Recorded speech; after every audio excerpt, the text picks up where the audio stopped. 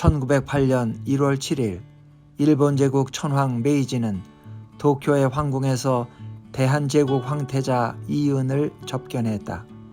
이은은 12살이었다. 한국 통감 이토 히로부미가 한국 황태자의 보육을 책임지는 태자태사의 자격으로 작년 말 이은을 서울에서 도쿄로 데려왔고 이날 메이지의 어전으로 인도했다. 메이지는 일본 제국 대원수의 군복에 군도를 차고 있었고 이은은 기모노를 입고 있었다. 이토는 신년 하례용 연미복 차림이었다. 메이지가 군복을 요구한 것은 아니었으나 아침에 일정을 시작할 때 군복은 미리 준비되어 있었다. 도쿄에 주재하는 서양 여러 나라의 외교관들이 이날 접견의 분위기를 주시하고 있으므로 지엄한 법도와 위엄을 보여야 한다는 것이 신하들의 중론이었을 것으로 메이지는 생각했다. 메이지는 의전의 세부 사항은 신하들의 뜻에 따르는 편이었다. 군복 단추를 끼우면서 메이지는 조선의 어린 황태자에게 주는 인상이 지나치게 위압적이어서는 안 된다고 생각했다.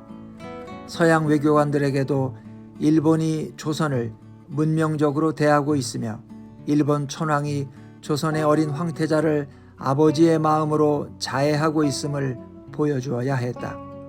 조선 황태자는 인질이 아니라 문명한 교육을 받게 하려는 조선 황제의 요청에 따라 일본 천황의 무육에 맡겨진 것임을 세계에 알리려면 군복 차림은 어색했지만 신년의 첫 접견이므로 범하지 못할 만큼의 위엄은 필요할 것이었다.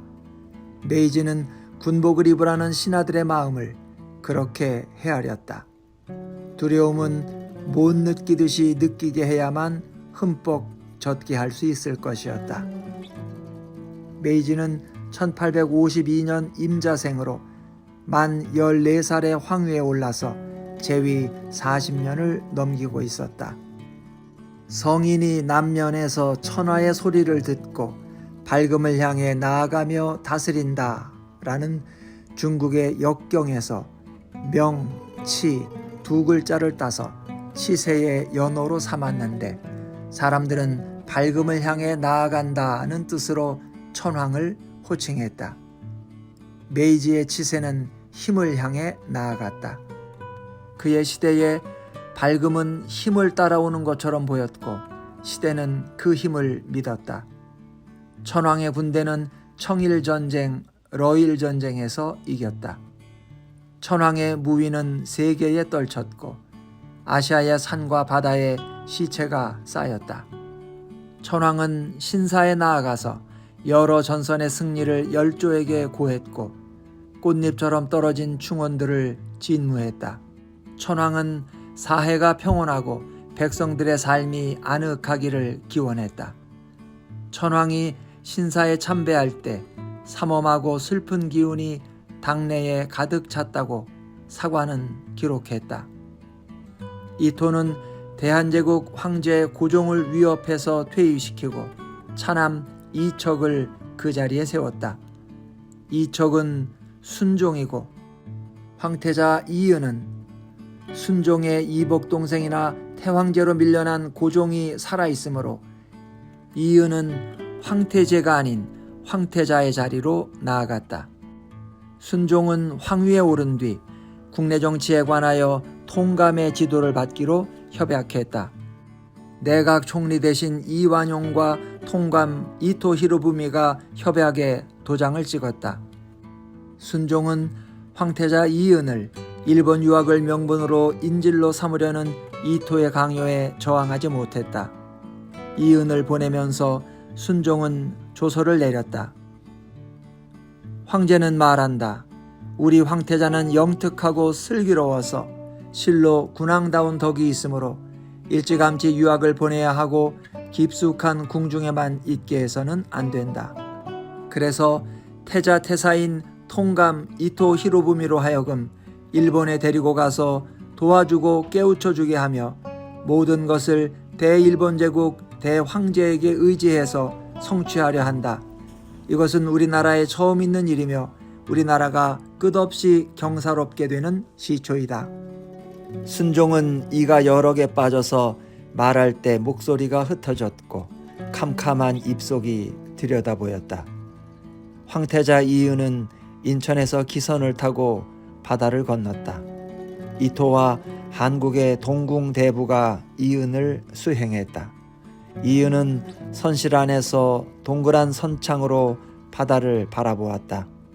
저녁의 바다는 고요하고 막막했다. 어스름이 내려앉아서 물과 하늘을 구분할 수 없었다. 이토가 손가락으로 바다를 가리키며 말했다.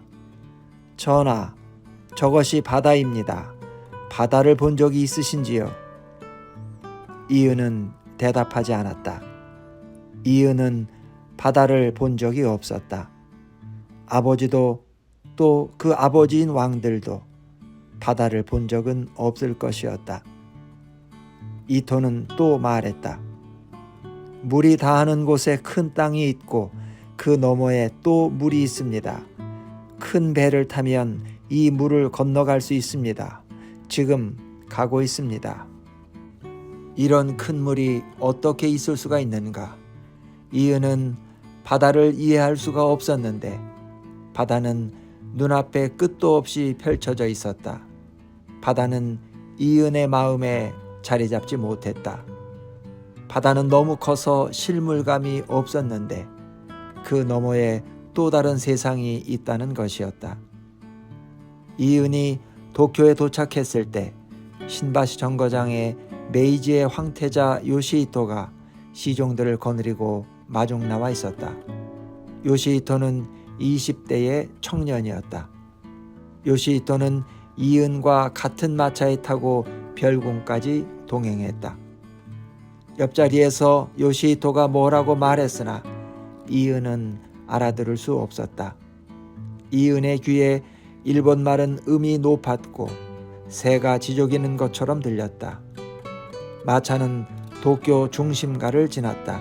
말들이 짐수레를 끌었고 사람이 탄 수레를 사람이 끌었다.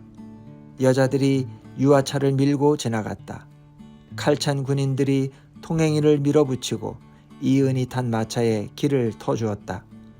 거리의 사람들이 마차를 향해 절하고 만세를 불렀다. 여기가 물 건너 세상이로구나. 여기에도 왕이 있고 사람들이 짐을 끄는구나. 그러나 여기는 어째서 이렇게 다른가? 요시히토가 몇 번 말을 걸었으나 이은은 대답하지 않고 가끔씩 고개를 끄덕였다. 메이지는 이은이 앉을 자리를 어주와 가까이 배치하라고 지시했다. 접견의 자리에 황후가 배석했다. 황후의 얼굴에 웃음의 자취가 엷게 드러났다. 조선의 어린 황태자에게 베푸는 일본 제국의 자애의 미소였다. 메이지는 이은의 얼굴을 찬찬히 들여다보았다. 세상을 낯설어하는 아이의 두려움이 드리워져 있었다. 아이는 황태자의 지위를 힘들어하는 기색이었다. 이은이 더듬거리는 일본어로 말했다. 한국 황제의 명령으로 유학 왔습니다. 모든 면에서 잘 지도해 주십시오. 아이의 목소리는 투명하게 울렸고 눈가와 볼에서 소년의 맑음이 느껴졌다. 메이지는 일본어로 말하는 이은의 입을 바라보면서 사람의 땅 위에서 왕자 노릇하는 일에 슬픔을 느꼈다. 이은이 말을 마치고 고개를 숙였다. 가마가 선명했고 가마 주변에 머리카락이 고왔다. 영리해 배는구나 라는 말이 너무 무례해서 메이지는 발설하지 않았다. 메이지는 말했다. 전하의 건강한 모습을 보니 기쁘다. 사물을 바라볼 때 고국과 다른 점이 많을 것이다. 깊이 생각하라. 학업을 성취하기 바란다. 메이지는 장난감 말 한 개와 황실 문장이 새겨진 탁상시계를 선물로 주었다. 메이지는 말했다. 시간을 아껴라. 시간으로 세상을 잴 수 있다. 부디 시간과 더불어 새로워져라. 새롭게 태어나라. 시종장이 시계를 받들어 이은 앞에 내려놓았다. 메이지는 또 말했다. 공부할 때 시계를 책상 앞에 놓아라. 짐이 내리는 시간이다. 이토는 메이지가 이은에게 주는 시계를 보면서 흠칫 놀랐다. 이토는 한국 통감으로 부임한 후 서울의 여러 공공건물에 시계를 설치했다. 건물 정면에 대형 시계를 붙였고 집무실과 회의실마다 벽시계를 걸었다. 통감부에 모이는 조선의 대신들은 벽시계 아래서 통감의 시정연설을 들었다. 이토는 시간이 제국의 공적 재산이라는 인식을 조선 사대부들에게 심어 넣으려 했으나 시간의 공공성을 이해시킬 길이 없었다. 이토 자신이 설명의 언어를 갖추지 못하기도 했지만 시간을 계량하고 시간을 사적 내밀성의 영역에서 끌어내 공적 질서 안으로 편입시키는 것이 문명 개화의 입구라고 설명을 해도 고루한 조선의 고관들은 알아듣지 못할 것이었다. 짐이 내리는 시간이다 라고 메이지가 이은에게 말할 때 이토는 그 말의 크기를 어린 이은이 감당할 수 없으리라고 생각했지만 그렇게 짧게 간단히 말하는 미카토의 위엄에 숨이 막혔다. 접견은 15분 만에 끝났다. 메이지가 말했다. 이토 공은 남아있으라. 황후와 이은과 동궁대부가 접견실에서 나갔다. 이토는 메이지와 독대했다. 메이지의 시종들이 먼 자리에서 시립해 있었다. 메이지가 말했다. 짐은 오랫동안 공의 경륜에 의지해 왔다. 공의 노고가 컸다. 이토는 머리를 조아렸다. 메이지가 무슨 말을 하려는 것인지 이토는 짐작할 수 없었다. 메이지의 목소리는 메말라 있었다. 이것은 의례적인 덕담이 아닐 것이라고 이토는 생각했다. 이토는 말했다. 신 이토는 두려운 마음뿐입니다. 공의 노고가 컸다 라는 천황의 말은 어디를 겨누고 있는 것인가? 유학이라는 문명한 명분으로 이은을 데려온 정치공작의 성공을 치하하는 것인지 아니면 제2차 한일협약 이후 조선반도의 혼란한 정세를 놓고 통감을 꾸짖는 말인지를 가늠할 수 없었다. 시국이 엄중할 때 신하를 독대하는 메이지의 말은 때때로 짧고 모호했는데 여러 의미가 겹치는 그 몇 마디를 신하들은 두려워했다. 메이지는 말과 말 사이에 정막의 공간을 설정했다. 한동안의 침묵 후에 메이지는 말했다. 낮게 깔린 목소리였다. 반도에 보낸 병력이 충분한지 짐은 그것을 걱정한다. 메이지가 하려는 말은 이것이었구나. 다 알면서도 말을 멀리 돌리고 있었구나. 메이지는 통감부나 한국주둔군 사령부가 아닌 다른 계통으로 보고받고 있구나. 아니면 내 수하에 나를 경유하지 않고 도쿄에 직보하는 자들이 있구나. 이토는 다시 머리를 조아렸다. 조선 폭민의 소요 사태는 소규모 다발성입니다. 범위가 넓기는 하나 지역별로 차단되어서 일개의 대세를 이루지는 못합니다. 군사적 사태라기보다는 군중 심리의 상황에 가깝습니다. 병력을 증파하는 문제는 육군 대신과 의논하고 있습니다.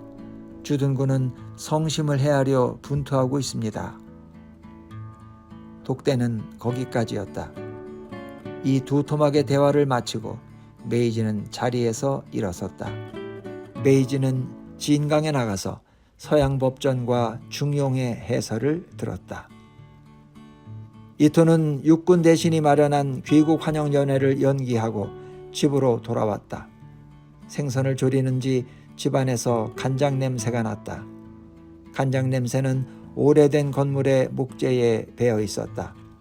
간장 냄새에 이토는 고향에 돌아왔음을 호흡으로 느꼈다. 이토는 하인들을 물리치고 침실로 들어갔다. 이토는 위스키를 거푸 마시고 침대에 누웠다. 이토의 침대 발치에는 고대 이집트의 알렉산드리아 항에 건설되었던 파로스 등대의 모형물이 세워져 있었다. 이토가 주물 장인에게 의뢰해서 제작한 청동제 스탠드였다. 모형 등대에 수면등이 설치되어 있었다. 동양과 서양, 대양과 대양을 연결하는 이 문명사적인 항구의 옛 등대를 이토는 거룩히 여겼다. 그것은 이 세상 전체를 기호로 연결해서 재편성하는 힘의 핵심부였다. 신호로서 함대를 움직이고 신호로서 대양을 건너가는 기술은 바로 제국이 갖추어야 할 힘의 본질이라고 이토는 늘 생각하고 있었다. 초대 추밀원 의장으로 재직하던 20년 전에 이토는 조선반도의 여러 항구와 블라디보스톡 항구를 시찰한 적이 있었다. 조선의 항구들은 어업부두와 상업부두가 구분되지 않았고 접안 시설이 허술했다. 조선반도의 연안을 돌아서 대륙으로 건너가는 항로에 등대를 설치해야 한다고 그때 이토는 판단했다. 등대를 설치할 거점 항구도 이미 머릿속에 들어있었다. 신호로 명멸하는 빛의 힘을 이토는 아름답게 여겼다. 몇 년 전에 러시아에 대한 전쟁을 기획할 때도 이토는 조선반도의 남해안과 서해안, 인천 월미도에 등대를 세우라고 해군성에 명령했다. 이토는 이 신호의 위력을 조선의 사대부들에게 설명해 줄 수가 없었다. 이토는 서울 통감부 집무실 책상 위에도 월미도 등대에 축소 모형을 세워놓고 있었다. 이토는 파로스 등대의 수면등에 불을 켰다. 흐린 불빛이 실내에 퍼졌다. 반도에 보낸 병력이 충분한지 짐은 그것을 걱정한다. 라던 메이지의 말에 이토는 괴로웠다. 제2차 한일협약 때 병력으로 조선 황궁을 포위하고 조선 황제와 대신들을 헌병으로 협박하기는 했지만 병력을 부딪히지 않고 도장을 받아내서 500년이 넘은 나라의 통치권을 인수한 이토의 역량을 메이지가 모르지는 않을 것이었다. 러시아를 도모할 때까지도 이토는 그것이 도장으로 가능하리라고는 생각할 수 없었으나 그 후 조선 사대부들과 자주 상종할수록 이토의 뜻은 도장 쪽으로 기울었다. 왕권의 지근거리에서 세습되는 복락을 누린 자들일수록 왕조가 돌이킬 수 없이 무너져갈 때는 새롭게 다가오는 권력에 빌붙으려 한다는 사실을 이토는 점차 알게 되었다. 도장의 힘은 거기서 발생하고 있었다. 도장으로 해결할 수 있다면 살육을 피할 수 있고 조선에서 밀려나는 서양 여러 나라들의 간섭을 막을 수 있고 사후 처리가 원만할 것이었다.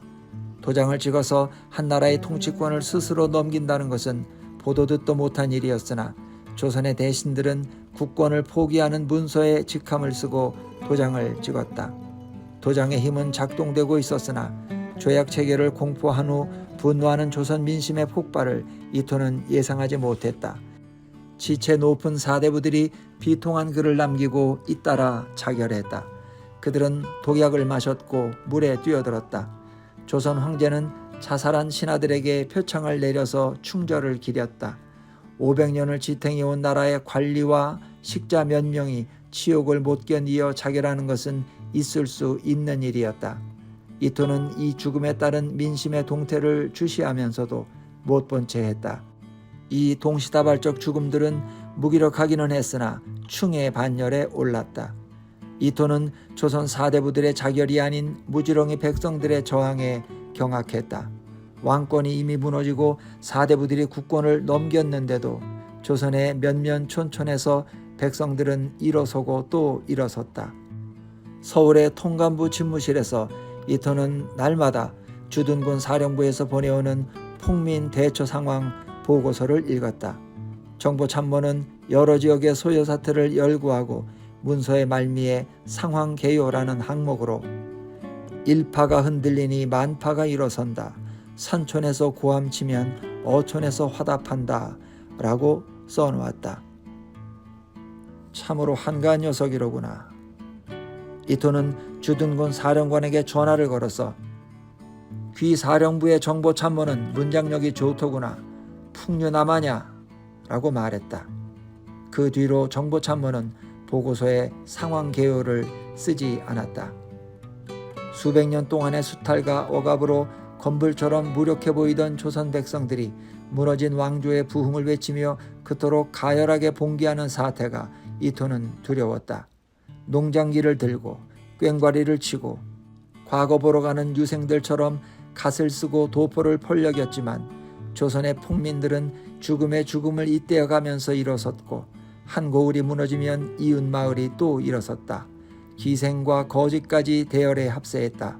무력 집단이라기보다는 시위군중에 가까웠지만 영명한 장한들이 지휘하는 부대는 무장과 대오를 갖추고 주둔군을 위협했다. 허튼 풍류기가 추접하기는 했지만 주둔군 정보참모의 상황 개요가 틀린 말은 아니었다. 영국인 배설이 경영하는 신문 대한매일신보가 이 폭민들을 의병이라고 일컫고 기세를 부추겼다. 통감부가 신문사를 겁박했으나 배설은 굽히지 않았다. 조선이 문명 개화되면 이 거친 백성들의 들뜸은 스스로 잦아들어 제국에 동화될 테지만 시간이 너무 오래 걸려서 소요가 풍토병으로 눌어붙으면 조선 병합 정책은 순조롭지 못할 것이었다. 무리가 되더라도 빨리 정리해야 할 것이라고 이토는 판단했다. 그의 결정은 단호했고 돌이킬 수 없었다. 소요는 반도의 남쪽에서 극성하였다. 이토의 대토벌 계획은 빗으로 머리카락을 빗어내리듯이 반도의 중심부에서 남쪽으로 면면 촌촌을 뒤져 폭민의 종자를 석회잡듯이 박멸해 내려가서 나머지는 남해 바다에 빠뜨리자는 작전 구상이었다. 이토가 기획하고 주둔군 사령관 하세가와가 그 시행 방안을 확정했다. 이토는 대토벌 계획을 본국 육군성 외무성을 경유해서 내각 총리 대신에게 제출했다. 총리는 통감의 구상을 알겠다라고 회신했다. 이미 주둔군의 병력 손실은 컸다. 컸다는 것은 증파부대가 오지 않으면 계획된 작전 수행이 어렵다는 뜻이었다. 총포로 무장한 천황의 군대가 조선 폭민의 농장기에 밀리는 사태를 이토는 견디기 어려웠다. 이토는 손실된 병력의 규모를 본국에 보고하지 않고 있었다. 이토는 침대에서 뒤척였다. 반도에 보낸 병력이 충분한지 짐은 그것을 걱정한다. 메이지의 말을 이토는 곱씹었다. 조선 정세에 대한 낙관적 보고를 메이지는 믿지 않고 있었다.